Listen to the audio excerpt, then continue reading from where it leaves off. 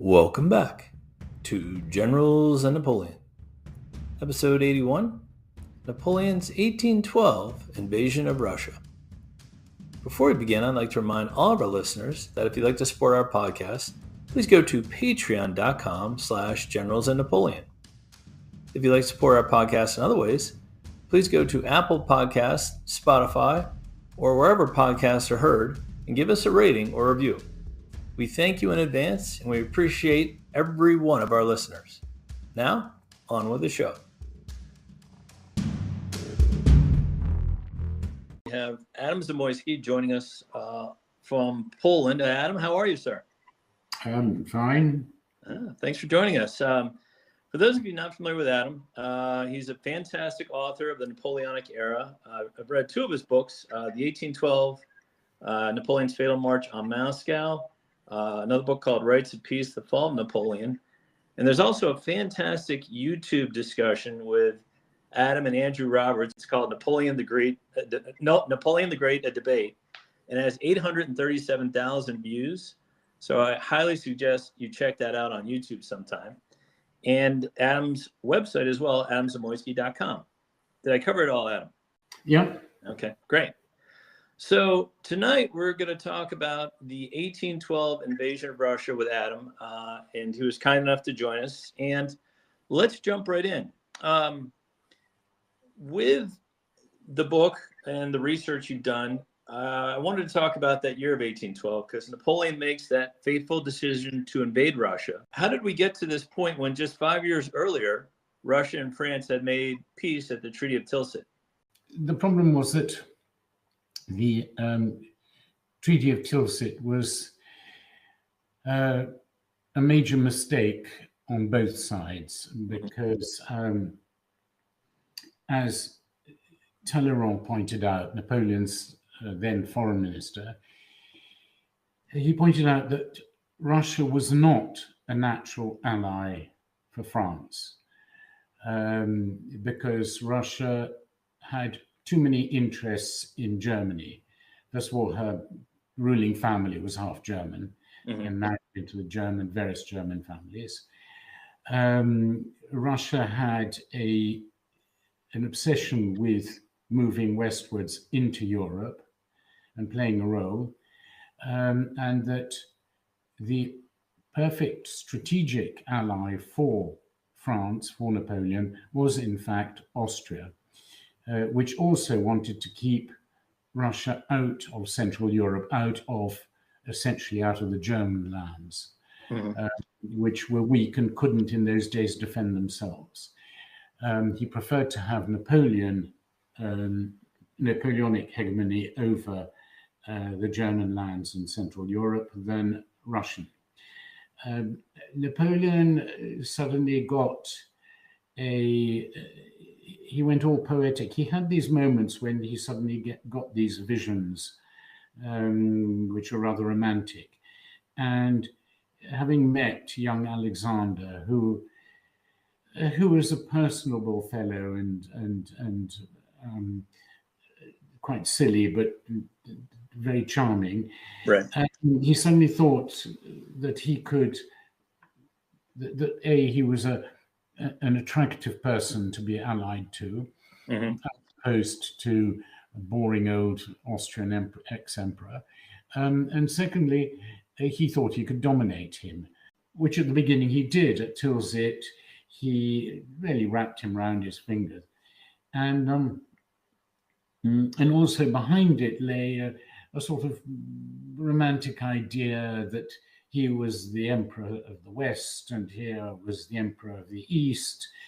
It sounded like a repeat of the old Roman Empire.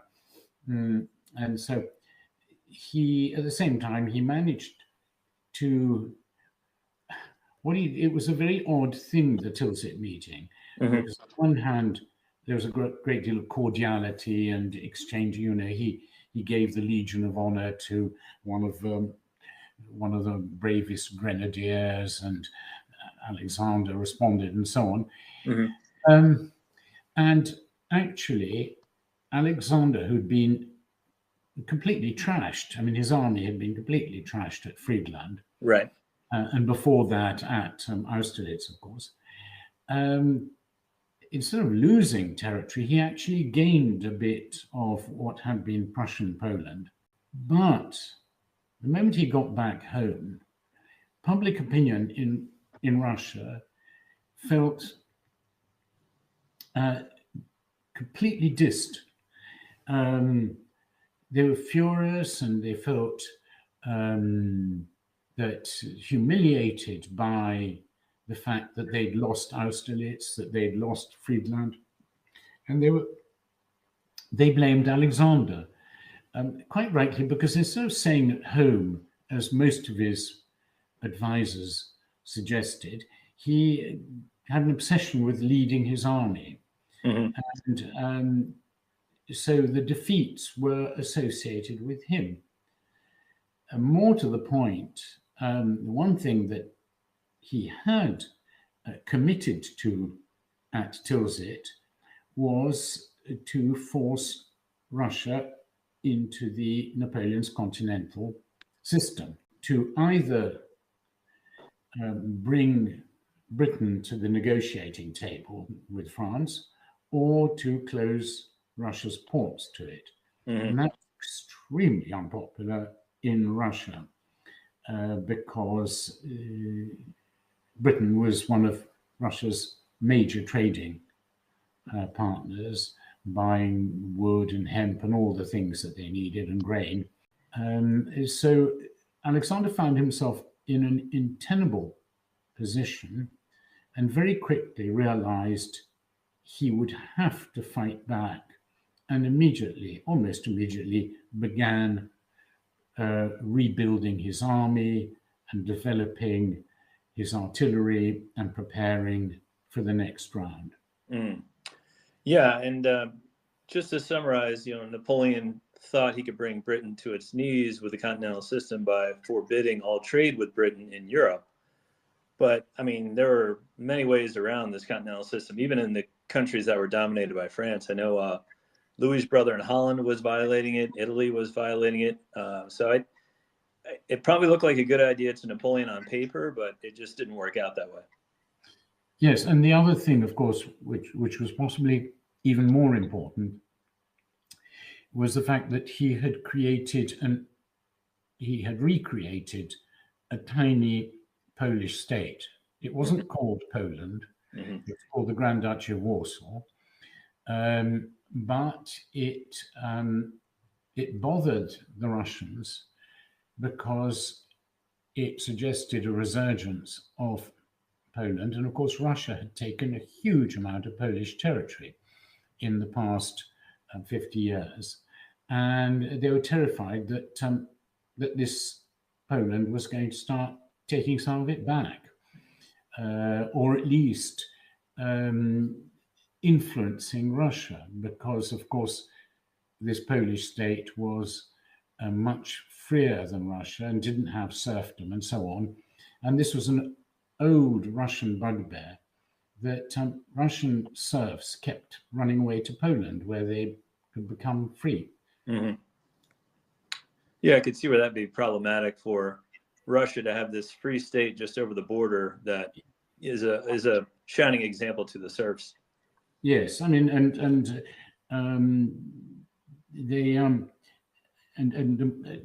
Alexander kept asking Napoleon to make declarations that he would not allow the Poles to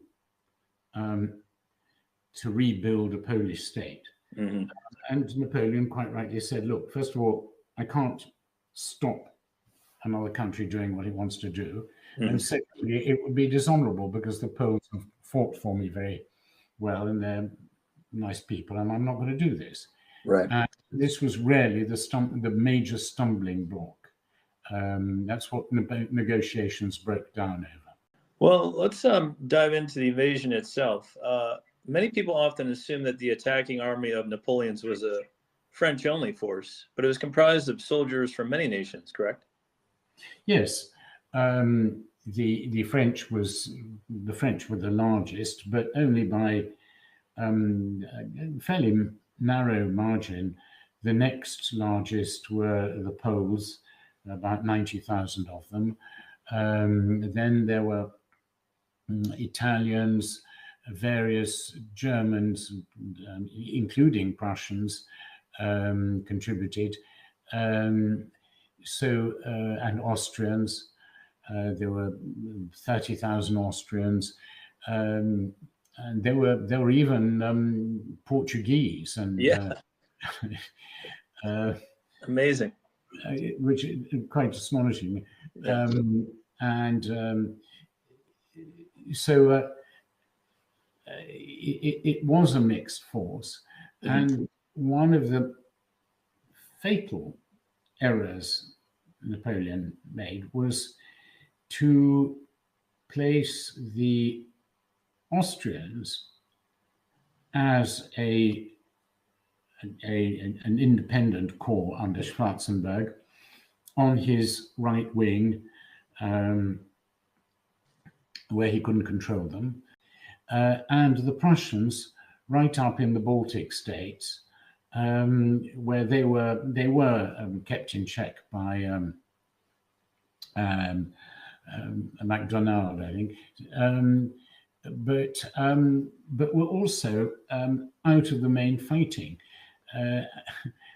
Whereas in fact he should have got them to bloody their noses at the main battles and kept his French, his loyal troops close to his chest, instead of which he bloodied probably amongst his most loyal were the Poles and the Italians.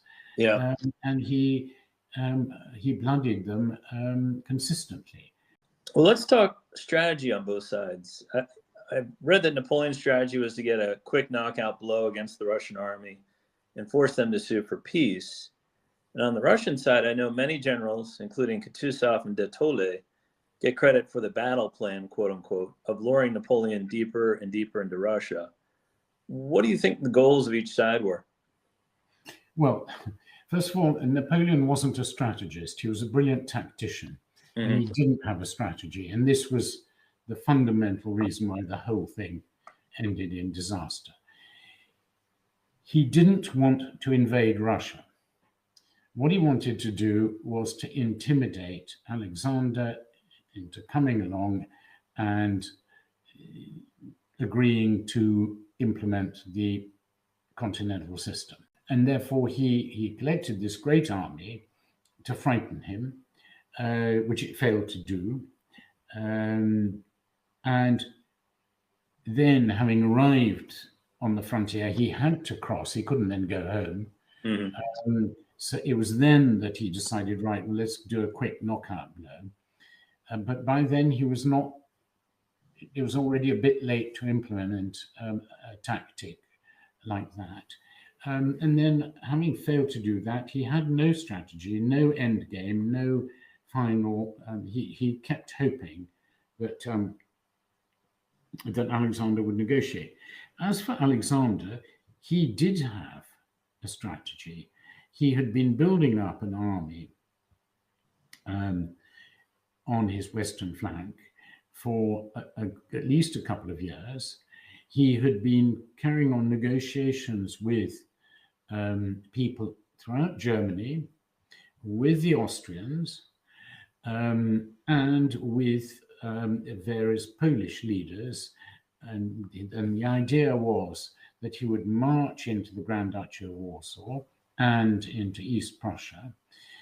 He would then raise a huge Polish army and get the Prussians, who loathed Napoleon, to join him, then sweep into Germany and, as it were, liberate Germany and then defeat Napoleon. And so that was his strategy, and he did carry it on. Yeah, he did. He did, yeah. And there was absolutely no plan to retreat at all. They had a huge supplies at Vilnius. And a retreating army doesn't bring forward huge supplies. No, they left in a panic without any plan at all. They meant to make stands at various points, but were always found that they didn't have time to take up positions, and were forced into this retreat. They'd always made grand statements about, you'll never be able to get us because we can always run away, which is perfectly true, but that wasn't the original plan at all. Speaking of that, I guess the line in the sand was finally drawn at Smolensk, which is a holy city in Russia. And it was a seemingly hollow victory for Napoleon because the Russian army slipped away. And I'd like to discuss this battle and its ramifications, because I read that most of the army wanted to stop there in Smolensk. And I read Chief of Staff Berthier even broke out into tears when Napoleon decided to press on to Moscow. What happened in Smolensk? Why was this not a good battle for Napoleon? Well, Smolensk was ridiculous because the Russians made a stand. There was absolutely no point in capturing it. And what he should have done was what he did when finally they had to abandon it and started retreating. And he cut off their retreat to Moscow. Unfortunately, and he could have then absolutely blocked the Russian army and defeated it totally. Unfortunately, General Junot, who was commanding one of the corps, had one of his fits. He was gradually losing his mind. He had serious mental issues, and then later went completely mad and jumped out of a window and killed himself. And he had this. He was totally paralyzed, and his officers were saying, "Come on, we're right there." Right. And he just stood there in a complete trance and failed to close the trap. And Napoleon then found himself in a ridiculous position because he had by then lost at least a third of his army, mainly to disease, desertion, and the heat. What people forget is that a huge number of people died of heat stroke on the way in to Russia. Mm-hmm. People always think of them dying of cold on the way out, but it was tens of thousands died on the way in. Yep. And he'd lost an army. He had nothing to show for it. And he couldn't stop at Smolensk because it had been burnt out. It was just a charnel house. The only thing he could have done was to say, okay, that's it. This is the new boundary, and I'm recreating Poland as an ally. Right. But he didn't want to do that because he still wanted to reach an agreement with Alexander. Yeah. And he treated the whole Polish thing as a pawn in the game. Alexander was going to say, okay, you abolish the Grand Duchy of Warsaw and give me Poland, then I will join your continental system against Britain. Mm-hmm. And he was prepared to do that. But that wouldn't have worked if he then said, right, I'm recreating Poland in its old boundaries, which did include on a stage Smolensk. So he could have made a great point there. Mm. But he was caught up again. You see, he wasn't a strategist. He never was. He was a tactician. Well, he makes the bold move, but dangerous decision to press on to Moscow. And again, the Russians retreat towards Moscow, and Borodino, which is quite a bloodbath, but it does secure the capture of Moscow for Napoleon. Why was this battle so particularly brutal? Well, it was a frightful battle because, first of all, I suppose it was probably one of it's not that there were that many troops, because the French had probably about 125,000 and the Russians about 155,000. but they both had a large amount of artillery. Napoleon had about 550 guns. The Russians had about 600, nearly 650. And because it was the Russians had sort of entrenched themselves, rather than outflanking them in his old brilliant ways, Napoleon, who was anyway ill that day, just sat there and tried to sort of beat them to part head on. Mm-hmm. So both sides just cannonaded each other all day long.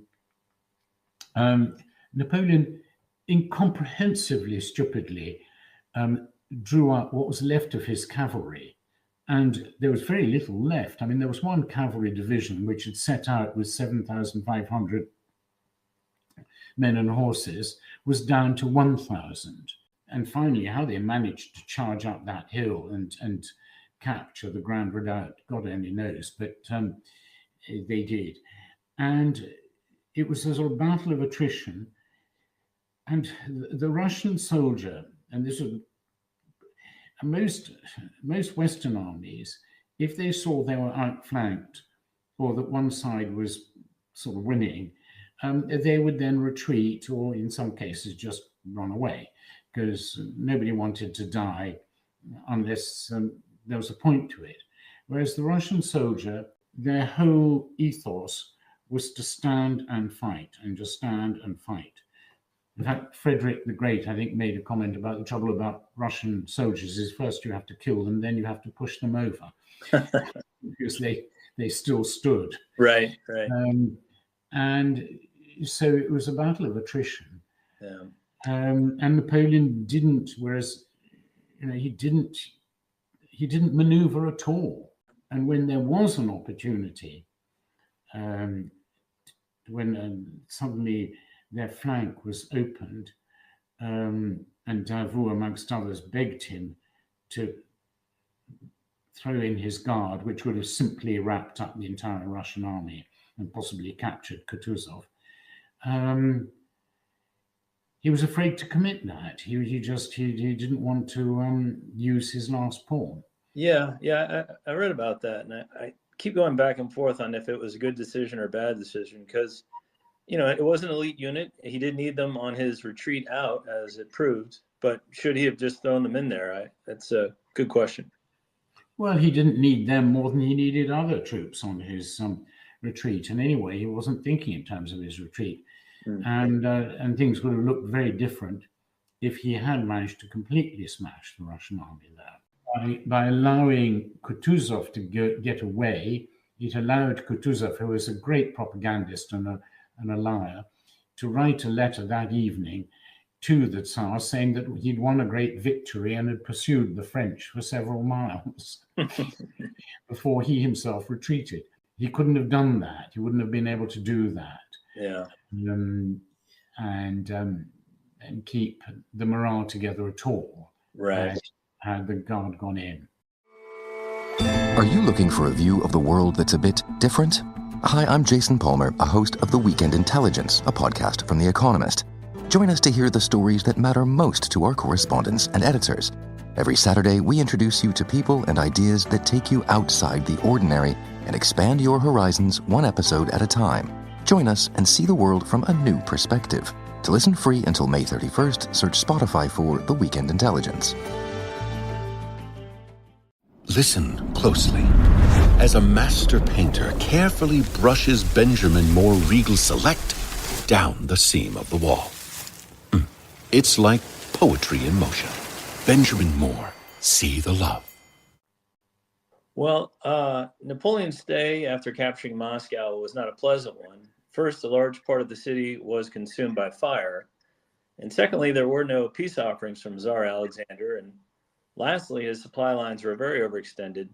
Do you think he stayed too long in Moscow, or do you think he should have wintered there with his army? He couldn't have wintered there successfully. He stayed far too long, and he was pig-headed. He didn't take the advice. Caulaincourt, who was the master of his horse, had been ambassador in St. Petersburg, and he said, "Look, winter's coming. We should get out. And even if we don't get out, what we should do is, first of all, make gloves and shoe the horses properly with crampons." And all the Polish troops did exactly that. And that's why the light horsemen, the Polish light horsemen of his old guard, were the only ones who escorted him out of Russia in the end, because they could still, they still kept their horses and could still charge on the ice. And Caulaincourt did it for Napoleon's horses and his carriage horses. Napoleon didn't give orders; he just poo-pooed everything. And had he left even 1 week earlier, he would have saved 10,000s of men and probably his reputation. If he'd left 2 weeks earlier, it wouldn't have been a disaster at all. And the other thing that he could have done, and originally they wanted to do, was having taken Moscow, which was, okay, it was a sort of symbolically a holy city, but it was the capital of the Russian Empire. Right. St. Petersburg was the capital. Right. And if he'd turned north, there was absolutely no Russian force between him and St. Petersburg. And he could have gone there, or else could have immediately marched south and smashed what was left of Kutuzov's army at Tarutino, where he was trying to reform the army. But he sat there, allowing Kutuzov time to reform an army. And by the time that Napoleon did move, Kutuzov had nearly 100,000 men under arms. They weren't properly trained and so on, but they were there.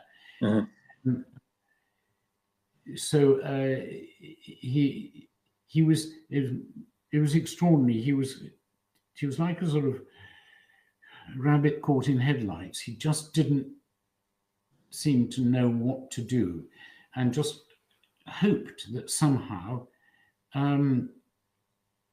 his lucky star, as he used to call it, would suddenly, that a sort of Deus ex machina would turn up. He decides to retreat, I think, in October 1812.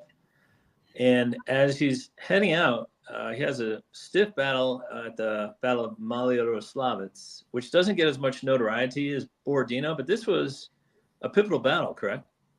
Well, yes, it wasn't as big as Borodino. No. And it wasn't a sort of fixed battle. It took place, but because the first idea was that he was going to retreat by a different route, so as not to go through ravaged territory, because on the way in, his army had eaten everything there was to eat along the way in. So although the route was peppered with blockhouses with French garrisons, which was quite convenient,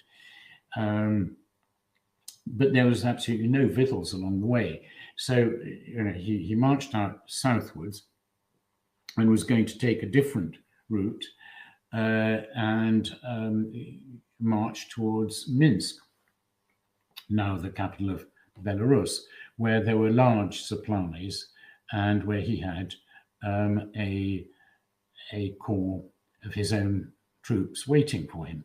But Kutuzov headed him off, and there was a really gruesome battle where the poor old Italians were absolutely brilliant, but there was sort of almost hand-to-hand fighting.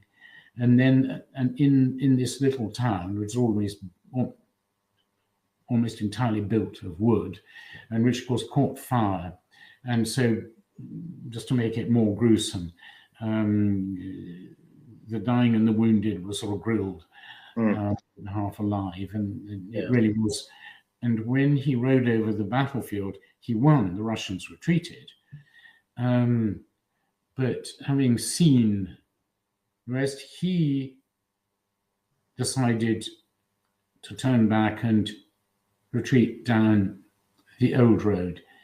And ironically, the Russians retreated as well. And so the two armies retreated from each other.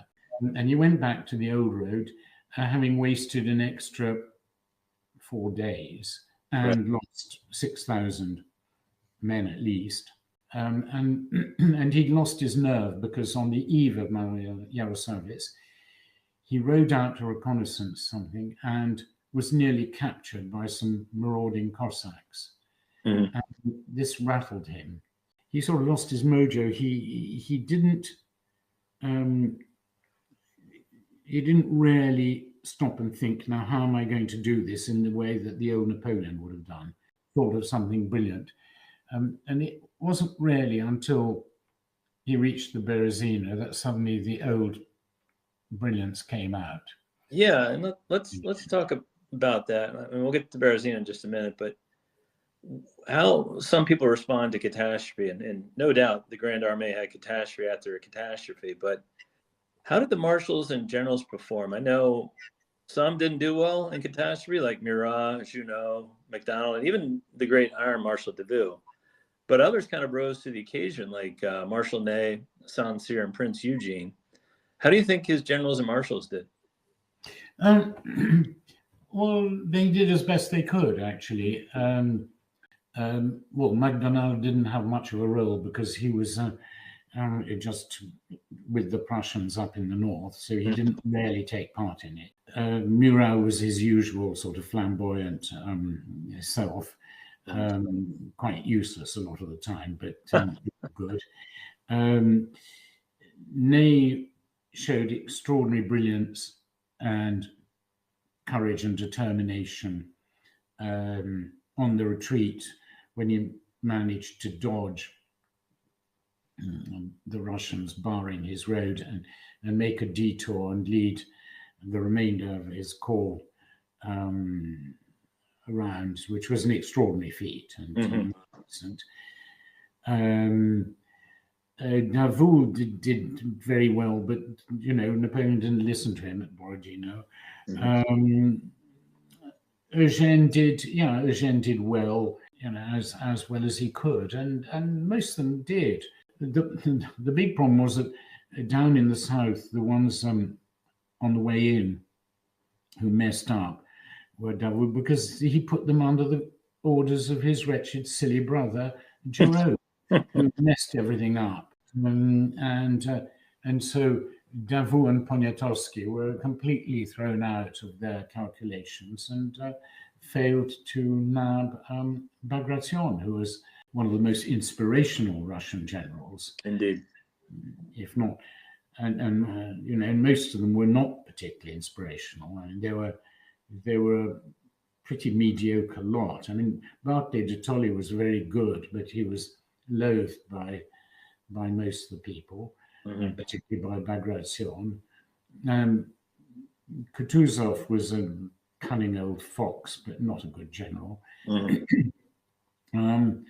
And he loathed Bennigsen. They were not a brilliant lot. Some of the lower generals, Witzingerode, and then the lower ranks, people like Davidov, commanding those partisan units, they were good, but most of the generals were pretty useless. And Kutuzov could have captured Napoleon if he'd tried to, but he didn't. He wanted, whether he was slightly afraid, which is very possible, or whether he, there was a theory that he believed that Napoleon should be given a golden bridge out of Russia because he was afraid that if Napoleon were defeated, the British would become Russia's major enemy. And he was not the only one who thought that way and thought, better to have a strong France with Napoleon because otherwise you'd have Britain and the Prussians and the Germans would all get above them. Welcome to the Flash Finds podcast, the world's fastest podcast where we explore how Facebook can help you with the stuff you're into. I'm Emma Rogue, joined by Nathan the Cat Lady, a Facebook creator. So Nathan, if you're into pets, what kind of stuff can you find on Facebook? Well, I make reels about useful tips for pet owners. For instance, cats don't like still water, so all of my cats have cat fountains. Oh my gosh, that's so cute. What a great episode. See you next time on the Flash Finds podcast, all about discovering the stuff on Facebook you care about. Bye. As we touched on earlier, the bridge over the Berezina, I think, is probably the most remarkable accomplishment of the whole invasion. I don't think the Dutch engineers and French General Eble get enough credit for what they did in that horrible environment. I mean, what do you think of this whole scene? Because usually that river's frozen. Of course, by chance, it wasn't frozen. So they had to build a bridge. And there were great big ice flows, blocks of ice floating down it with quite a strong current. And it wasn't very nice to be hit by a sort of half-a-ton chunk of ice. No. Yes, one should mention the Belgians, who, because one always says the Dutch, but the Dutch and the Belgians were the ones who got into the water. And it was an extraordinary feat, both of engineering and of improvisations, because they had to, they set up smithies in order to turn any metal they could find into braces and nails and things. Mm-hmm. And and the other thing was that once they'd got across, what was brilliant on Napoleon's part was that he suddenly got news from some cavalry that was coming up that there was a crossing point, a shallow place up in north of Borisov where the bridge had been cut. And so what he did was put a rumor apart that he was going to move south and cross to the south. And he made a sort of demonstration of moving south. And so the Russians on the other side of the river, Admiral Chechagov, all scuttled down southwards to prevent him there, while he moved north and started building this bridge in the middle of the night. Yeah. And the remarkable thing was that the first troops he pushed across then took up positions to stop the returning Russians from occupying the bank, because once they'd realized that he hadn't moved south, the Russians came marching up as fast as they could to head him off there.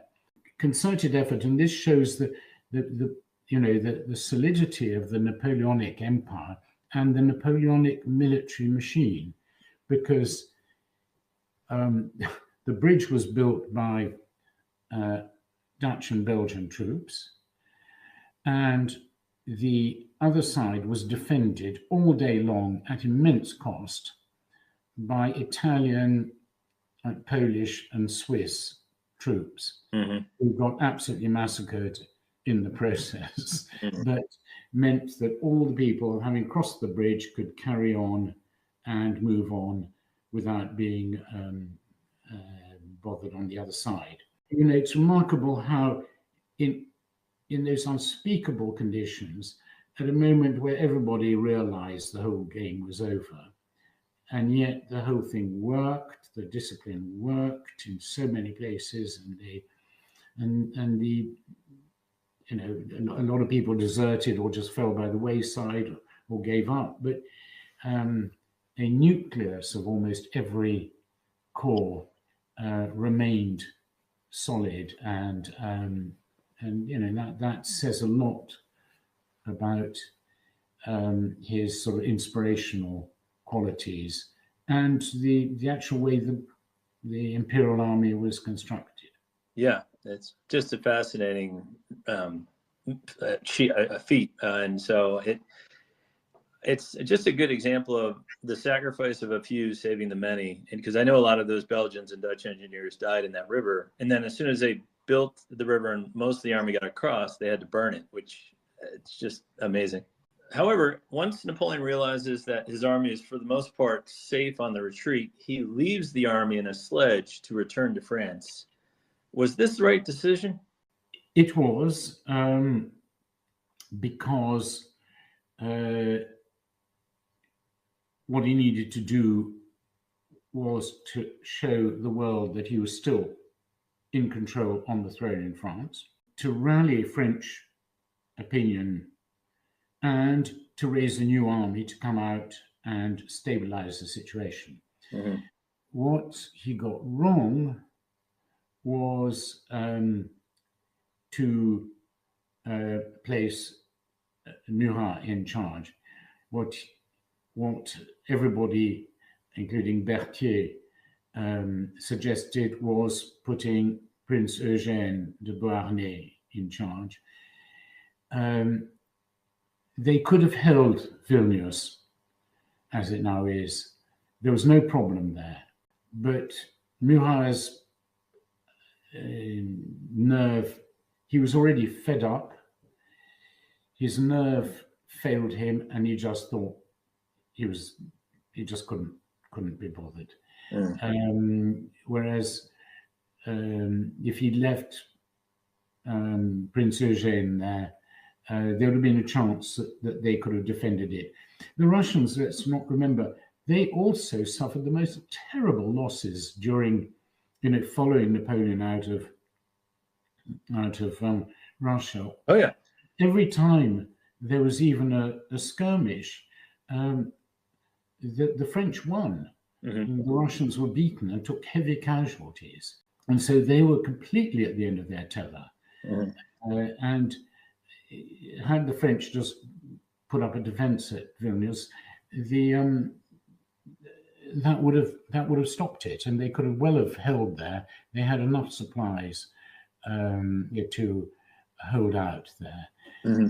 And that was the big problem. But his decision to return was right, mm-hmm.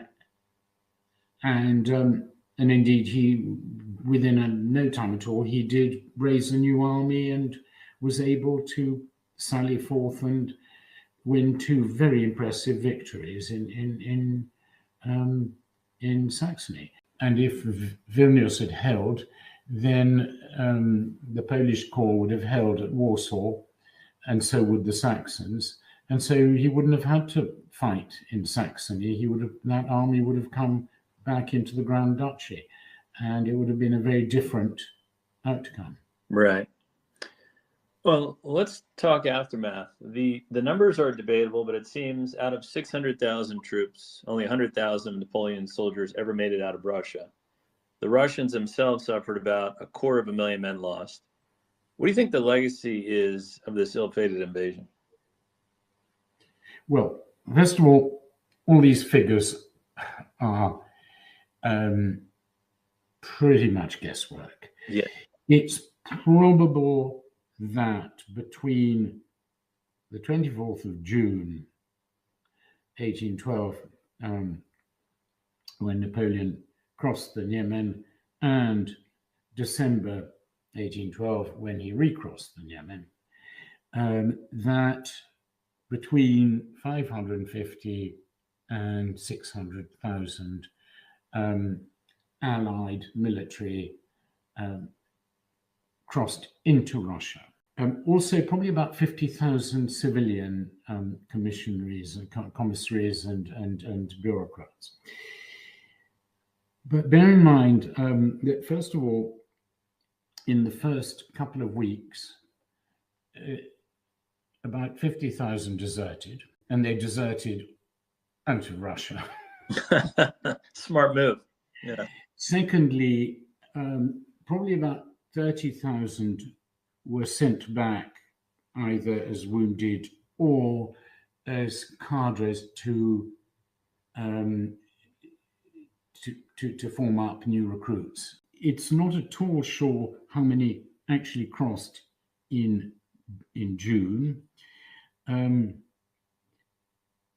About 120,000 came out in December, and the Russians took about 100,000 prisoners. Mm-hmm. the trouble was that the ones who came out, of the 120,000, 30,000 were Austrian and about 20,000 were Prussian, and quite a lot were Poles who survived very well because they had made themselves gloves and shod their horses. And so it's impossible to really estimate how many people were lost. I think one can probably say that around 400,000 of the Allied troops did lose their lives, of which less than probably about a quarter of them in battle. The rest out of disease, cold, heat, whatever. Yeah. The Russians also lost about 400,000 in dead. And again, a tiny proportion in battle. Yeah. But a huge number of Russian non-combatants were killed. And also Russia lost people because with the chaos going on, an awful lot, huge numbers of serfs ran away westwards. The perfect opportunity. And the censuses made by the Russians of fleeing, of the peasants who fled, are really quite impressive in the following year. So figures are always very, very difficult to arrive at. I mean, all military figures are always very tricky, but I just wonder if he had not invaded Russia, if he would have kept his throne. He had to do something because Russia was massing an army and about to invade Central Europe. Mm-hmm. What he could have done was just moved a lot of troops into Germany and beefed up his presence in the Grand Duchy of Warsaw, and waited till the Russians made a move, or indeed, made some other clever arrangement. But the trouble was, you see, he was hampered by the fact that he didn't have a strategy. It's no good going to war without a fundamental war aim, as we have seen in the last 20 or so years. Yeah. You don't have a specific goal you're trying to achieve and an end game, then it's bound to fail. So he couldn't do nothing. And indeed, one Russian historian, very sensible Russian historian, writing at the beginning of the 20th century, actually put it that Napoleon had to invade in self-defense. Yeah. The only thing is that he should have invaded with a plan, i.e. either to destroy the Russian Empire by raising a huge revolution amongst the serfs, or else by recreating the Kingdom of Poland, and or else just going for St. Petersburg, or telling the Prussians, okay, you can repossess the Baltic states, which were entirely manned by Germans. Right. There are various options. Send Murat into Ukraine and create a great Cossack nation. They loved him. The Cossacks loved Murat. They did. Because of his extravagant behavior. I mean, there were all sorts of things he could have done. Yeah. He had to do something, and he did the worst possible thing.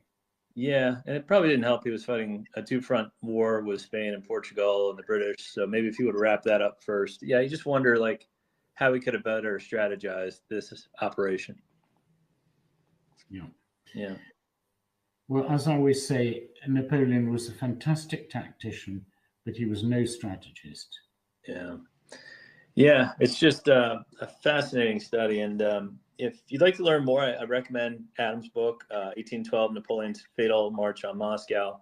Really good stuff in there. And I thank you for joining us. This was great. It's been a pleasure. Yeah. Yeah, thanks for coming on the show. And again, adamzamoyski.com if you'd like to learn more about the author. And yeah, we're happy to have him on the show. Thank you, Adam.